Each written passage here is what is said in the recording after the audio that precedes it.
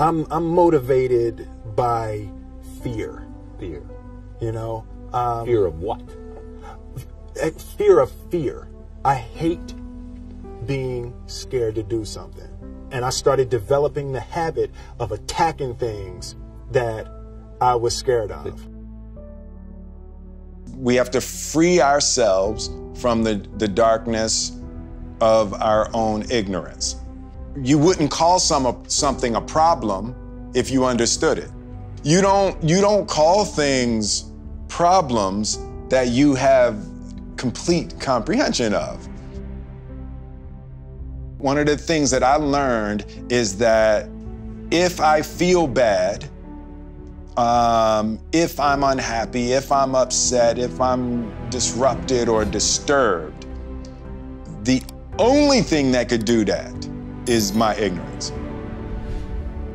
That's the only thing that creates misery. Is you slip into a sort of hopelessness of not being able to figure it out. Fail early, fail often, fail forward. You know, it's always a little bit frustrating to me when people have a negative relationship with failure. Failure is a massive part of being able to be successful. You have to get comfortable with failure. You have to actually seek failure. Failure is where all of the lessons are. You know, when you go to the gym and you work out, you're actually seeking failure. You want to take your muscles to the point where you get to failure, because that's where the adaptation is. That's where growth is. Successful people fail a lot. They fail a whole lot more than they succeed, but they extract the lessons from the failure, and they use that, the energy, and they use the wisdom to come around to the next phase of success. You gotta take a shot. You have to live at the edge of your capabilities. You gotta live where you're almost certain you're gonna fail. That's the reason for practice. Practice is controlled failure. You're getting to your limit, getting to your limit, getting to your limit. You can't lift that, you can't do that, until you get to the point that all of a sudden your body makes the adjustment, and then you can do it. Failure actually helps you to recognize the areas where you need to evolve. So fail early, fail often, fail forward. Life is school, right? You know, you're not getting the promotion you want at work. That's school. Get it, figure it out. You know, someone in your family is sick. That's school. That's like, life is the greatest teacher there is. You just have to be willing to learn, and recognizing that your pain and your suffering is the thing that the universe is poking at, so you recognize that's where you're ignorant. So a dude screamed to me the other night, "Hey Will, I want to be an actor, man. I want to be an actor just like you." You know, usually people say stuff to me like that. I'm like, "Yeah, man, you know, you do is give them an encouraging word." But I was just sitting here thinking, and it dawned on me, 99% of people that say stuff like that are not willing to do what it takes to make their dreams come true. The Marines have a saying, everybody wants to go to heaven, but nobody wants to die. And that's just real. At the center of bringing any dream into fruition is self-discipline. You know, something as simple as food and eating. It's not about your body as much as it is about your mind. It's getting command of your mind to be able to choose actions that are in your own best interest.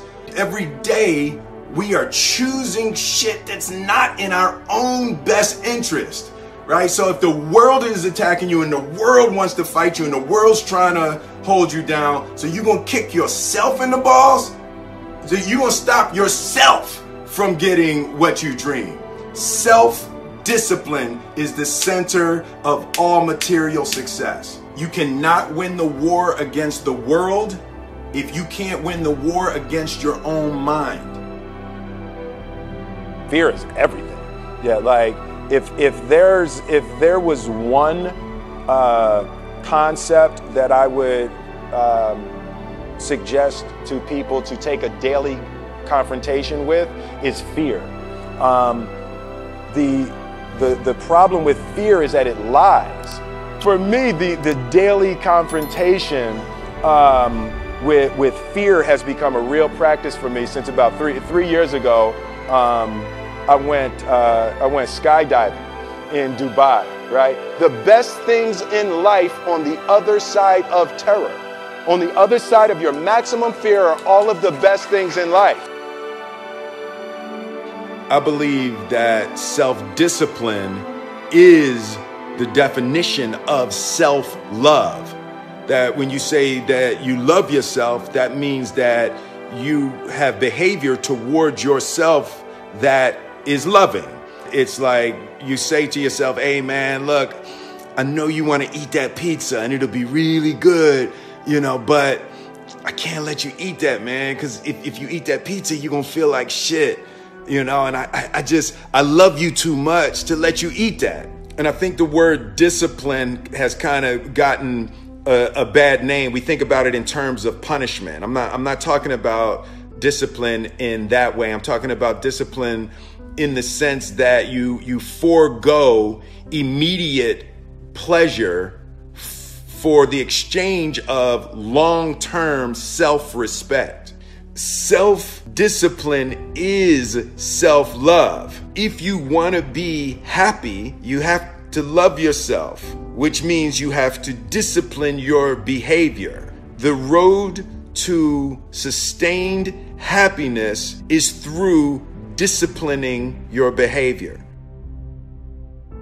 I think there's always an aspect of us that when we feel unloved, you know, in any capacity, in any relationship, when we feel unloved, when we feel mistreated, when we feel somehow disrespected, it's a natural reaction to want revenge.